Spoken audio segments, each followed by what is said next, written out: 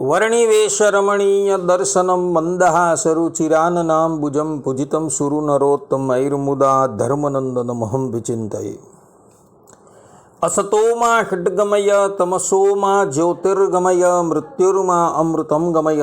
ओम शांति शांति शांति। अस्मद्गुरुसमारम्भां नाथयामुनमध्यमां लक्ष्मीवल्लभपर्यन्तां वंदे गुरु परंपरा।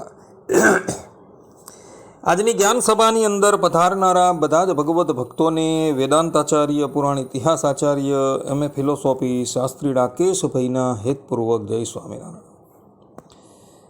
ભક્તો, આજની આ જ્ઞાન સભાની અંદર આપણે બધા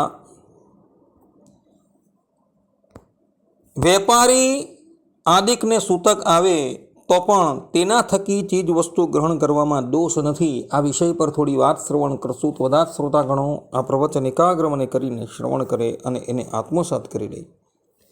એક ભગવત ભક્તએ મને પ્રશ્ન કર્યો કે શાસ્ત્રીજી, કોઈક વેપારીને અથવા કોઈક મજૂરને સૂતક આવે તો એ સૂતક દરમિયાન એના થકી કઈ વસ્તુ ગ્રહણ કરવામાં દોષ નથી, એના પર આપ પ્રકાશ કરો। શું શાસ્ત્રોની અંદર એ સંબંધમાં કંઈક વિધાન કરવામાં આવેલું છે? ત્યારે અમે એ ભગવત ભક્તને કહ્યું કે હા, શાસ્ત્રોમાં એ સંબંધમાં વિધાન કરવામાં આવેલું છે।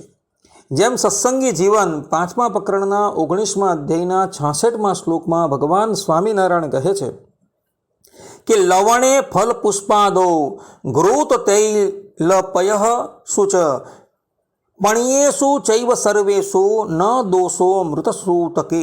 અર્થાત કે લવણ એટલે કે મીઠું, ફળ, ફૂલ, ઘૃત એટલે કે ઘી, તેલ, દૂધ અને સર્વ પણ્ય એટલે કે દુકાનમાં વેચવાને અર્થે પ્રસારેલા ધાન્યાદિકમાં સબા શૌચ દોષ નથી। અર્થાત કે કોઈક વ્યક્તિ એટલે કે વેપારી વેપાર કરતો હોય અને એને સૂતક આવેલું હોય છતાં પણ એ વ્યક્તિ પોતાની દુકાનમાં ફળ છે, ફૂલ છે, દૂધ છે, ઘી છે ઇત્યાદિક વસ્તુ વેચતો હોય તો પણ એના થકી એ વસ્તુ ગ્રહણ કરવી।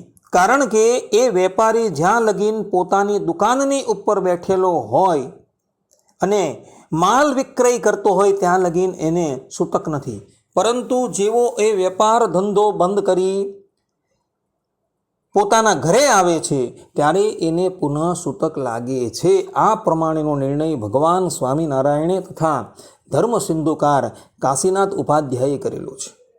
માટે જે વેપારી છે અને એ વેપારીને કદાચ સૂતક આવેલું હોય અને એ સૂતક દરમિયાન પણ પોતાના વ્યાપારમાં દૂધ ઇત્યાદિક વસ્તુ વહેંચતો હોય તો એના થકી એ વસ્તુ ગ્રહણ કરવામાં ક્યારેય પણ દોષ નથી, એવું ભગવાન સ્વામિનારાયણ અહીં સત્સંગી જીવનના 5મા પ્રકરણના 19મા અધ્યાયના 66મા શ્લોકની અંદર કહી રહ્યા છે।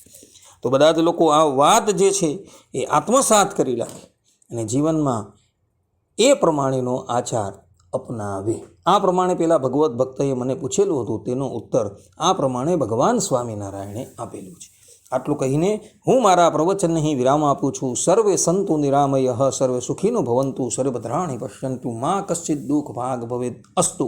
જય સ્વામિનારાયણ।